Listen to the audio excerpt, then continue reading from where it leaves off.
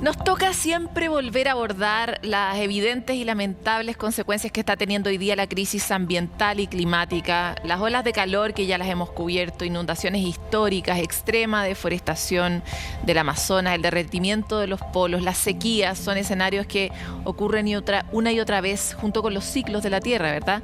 Sin embargo, esta vez queremos hablar desde el análisis que requiere tratar ciertos mensajes como el de la ONU, de que estamos tal vez en presencia de un suicidio colectivo en el caso de que no tomemos las acciones necesarias y urgentes para poder enfrentar la crisis.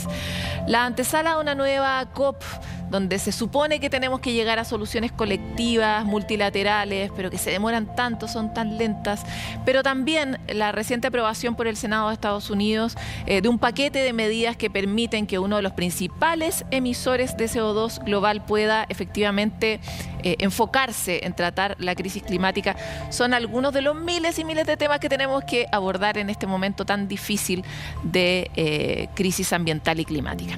Por eso es que hoy necesitamos tomar distancia, hablar sobre las posibles consecuencias y soluciones, y para eso estamos con el experto en meteorología y climatología de la Universidad de Santiago, a estas alturas una figura en materia de crisis ambiental, Raúl Cordero. Muchas gracias por estar aquí. Gracias a ustedes por la invitación. Raúl, partamos por la coyuntura, porque hablar de cambio climático, de crisis ambiental, etcétera, es un poco como el día de la marmota, ¿no? Venimos hablando hace mucho tiempo, las transformaciones son a veces demasiado pequeñas y la sensación de la población es como otra vez una mala noticia en torno a la cual no podemos hacer nada.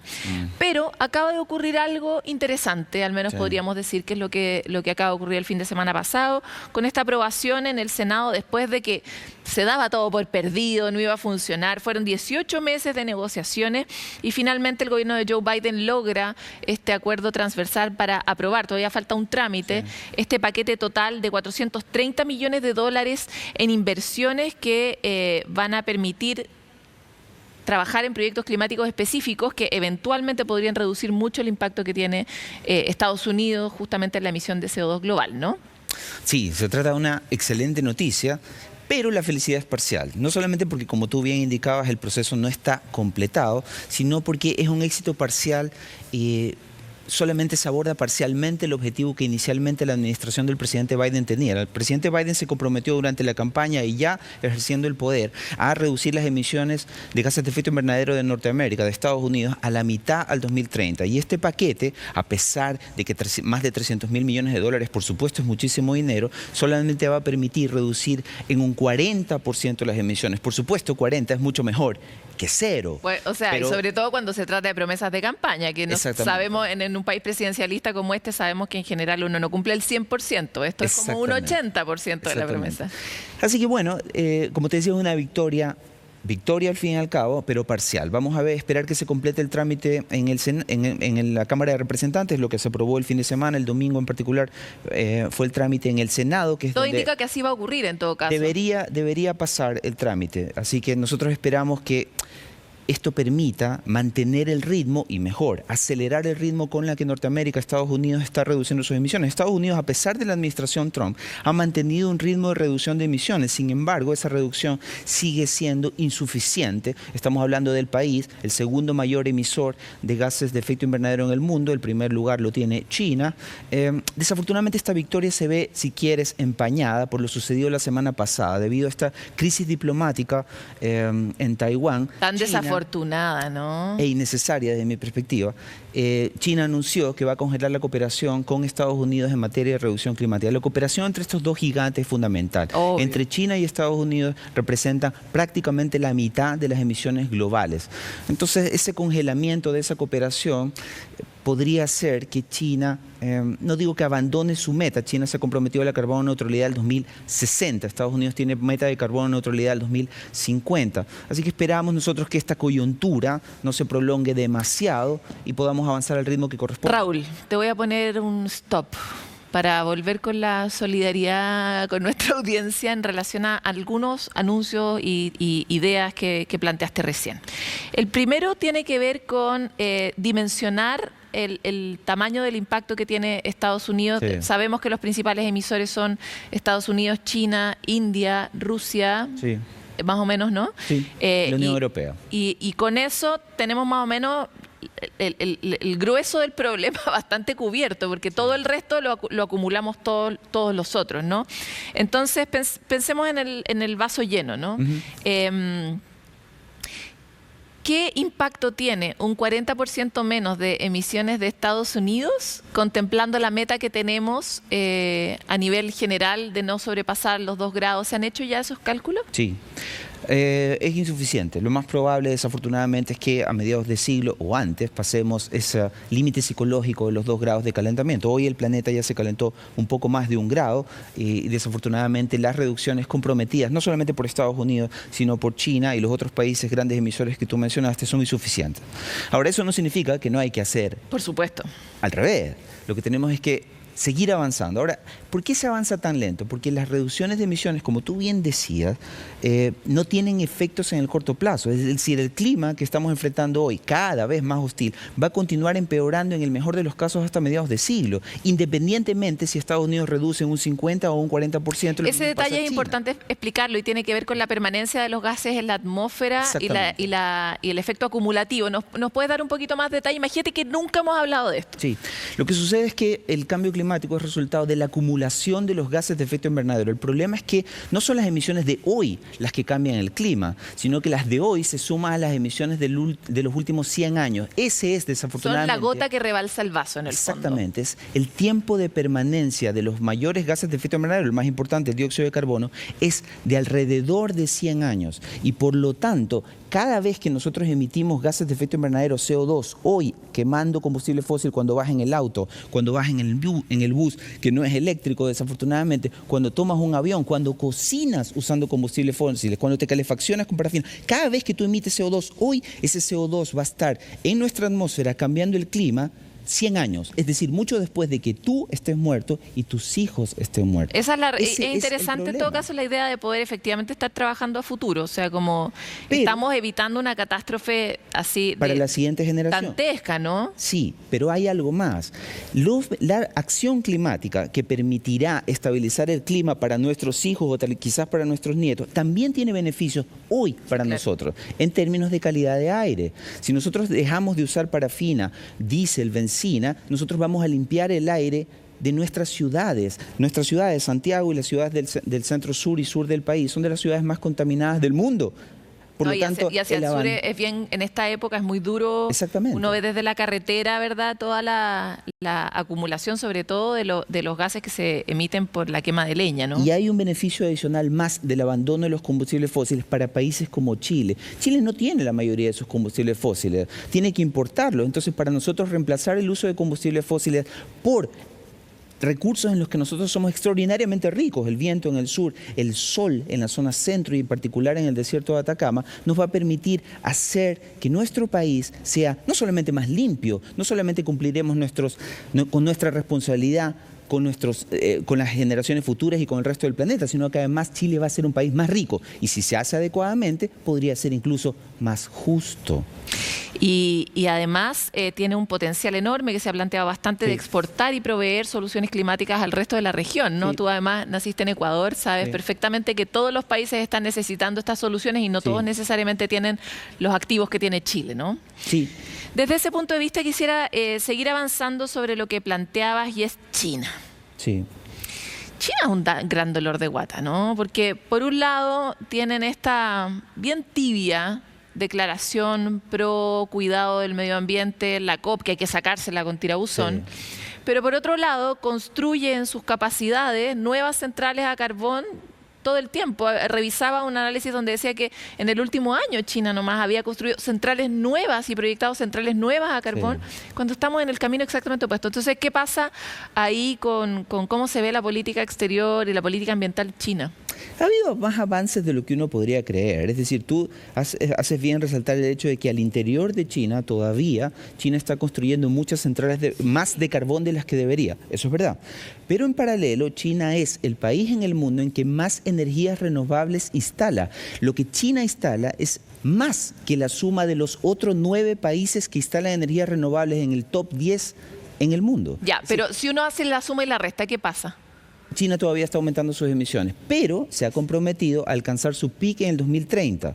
China, hay que recordar, hace pocos años era un país pobre. Hoy tiene un PIB per cápita en China que es equivalente al chileno. Ya no se puede considerar un país pobre, pero es un país que todavía necesita avanzar en su desarrollo. Entonces, por otro lado, si tú sumas el acumulado de emisiones, ¿te acuerdas que conversamos que el cambio climático es el resultado del acumulado de las emisiones? Sí. China no es el principal responsable de las que hay hoy día en la atmósfera. Los grandes responsables del calentamiento global que hoy estamos experimentando sigue siendo Estados Unidos y sigue siendo la Unión Europea, siguen siendo esos los países que tienen más responsabilidad.